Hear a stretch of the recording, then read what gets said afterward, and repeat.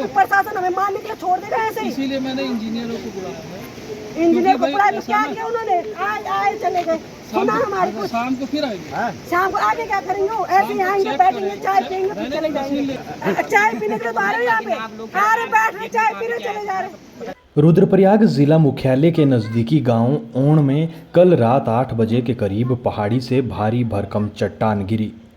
चट्टान गिरने से एक मकान का पिछला हिस्सा पूरी तरह से क्षतिग्रस्त हो गया। चट्टान इतनी बड़ी थी और इतनी तेजी से गिरी कि पिछली दीवार पूरी तरीके से टूट गई। घर में रखा सामान भी क्षतिग्रस्त हो गया और मलबे में दब गया।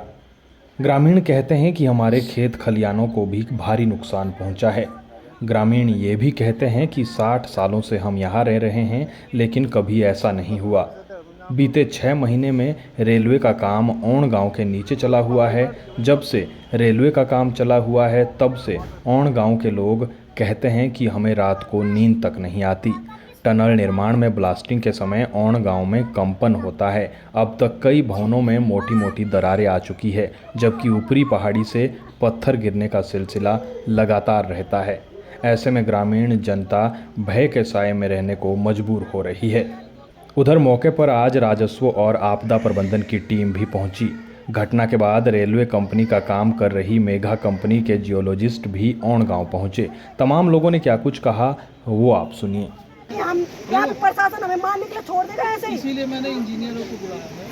इंजीनियर को बुलाया तो क्या किया उन्होंने? आज आए चले गए, सुना हमारी कुछ। शाम को फिर आएंगे। शाम को आगे क्या करेंगे? ऐसे ही आएंगे, बैठेंगे, चाय पियेंगे, फिर चले जाएंगे।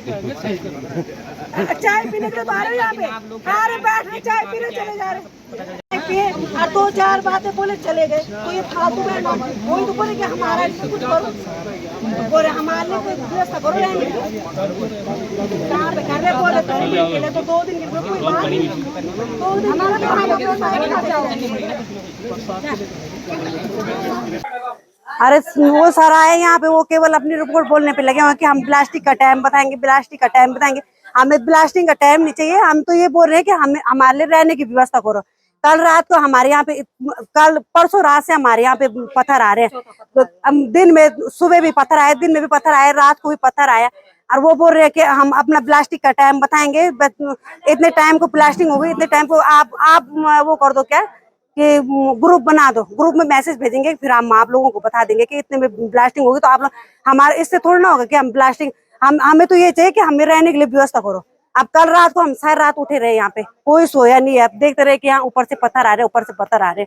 अब हम ऐसे में कैसे रहेंगे कि हमारे रहने के लिए कुछ व्यवस्था नहीं कर रहे हैं। तहसीलदार साहब आए थे यहाँ पे, क्या मांग की आपने? तहसीलदार से हमने यही मांग की कि हमारे लिए रहने की व्यवस्था करो। यहाँ से हमें, यहाँ पे हमारे लिए खतरा हो रहा, तो यहाँ से हमारे लिए कुछ। कितना परेशान है आप लोग? हम बहुत परेशान हो रखे हैं। हमारे लिए तो हम अभी तक हम अपने कमरे में नहीं जा रहे खाना बनाने के लिए। हमें इतना डर लगा कि हम ऊपर जाएंगे तो अभी पता नहीं पत्थर आते, क्योंकि कल पत्थर इतनी तेजी से आया, हमें पता ही नहीं चला कि पत्थर कब आया और कब कमरे के अंदर घुस गया। हमें कुछ पता ही नहीं चला। होगी 4 या 5वीं चल रही है हमारी। तो आज तक तो हमारे ना माँ बाबू ने देखा ये घटना, और ना हमारे कभी पत्थर जो है हमारे गाँव में आया।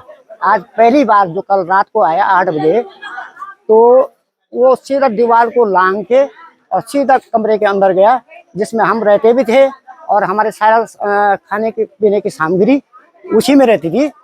और वो जो है सारा पत्थर के नीचे, बहुत बड़ा पत्थर है वो, और वो सीधा दीवार को तोड़ के ऊपर तक, दूसरी मंजिल का तक तोड़ के सीधा अंदर घुसा वो। तो बाकी हमारे जो भाई लोग हैं वो भी अगल बगल थे, वहीं पे रोटी की तैयारी हो रही थी, रोटी बनाने की। तो जब ऊपर से आवाज आई तो वो थोड़ा सा हट के, नहीं तो बहुत बड़ी दुर्घटना हो सकती थी, उसमें जान माल का नुकसान हो सकता था। मगर जान माल का कोई नुकसान नहीं हुआ, मगर जो भी क्षति हुई केवल मकान की। क्या मांग है? और मांग की यही है कि जो है कभी विस्थापन की व्यवस्था हो हमारी, भाई यही हमारी मांग है। सुरक्षित स्थान पे कहीं हमारी व्यवस्था हो जाए, तो यही हमारे प्रशासन से मांग है। सर ये बताइए, कल रात को यहाँ पे एक घटना हुई है, इसके बाद आपने निरीक्षण किया है, क्या कुछ आपने इस तरीके जायजा लिया? जो हमने देखा पत्थर गिरा है, तो गांव वालों का कहना है कि जो यहाँ पे ब्लास्टिंग हो सकता है उससे गिरा हो। तो मैंने जो है रेलवे को भी बोला है, वहाँ से भी भूवैज्ञानिक वगैरह टीम आई है। अब वो शाम को फिर मशीन लगाएंगे ब्लास्टिंग के टाइम पे, उससे पता लग पाएगा कि किस कारणों से हुआ। क्या कुछ मुआवजे को लेकर कार्रवाई की है? मुआवजा हमारे यहाँ दैवीय आपदा में मिलता है, तो उसका फॉर्म जो है हमने पटवारी ने भर दिया है, आंशिक क्षति में दिखाएंगे। बाकी जो होगा तो रेलवे से भी पहले देखेंगे कि रेलवे के कारण तो नहीं हुआ, अगर रेलवे के कारण होता है तो रेलवे से भी दिलवाएंगे। इसे मैं गोपाल शर्मा मेगा में जियोलॉजिस्ट हूँ, ठीक है ना। अभी हम यहाँ गांव वालों की शिकायत के अनुसार देखने आए कि क्या हुआ है। तो एक बड़ा पत्थर ऊपर से करीब खिसक के आया, जिसमें एक मकान की क्षति भी हुई है।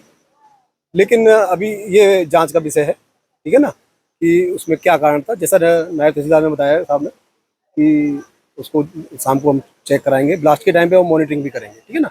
तो जिससे ये मालूम पड़ जाएगा कि यहाँ ब्लास्ट का वाइब्रेशन आ रहा है या नहीं आ रहा है।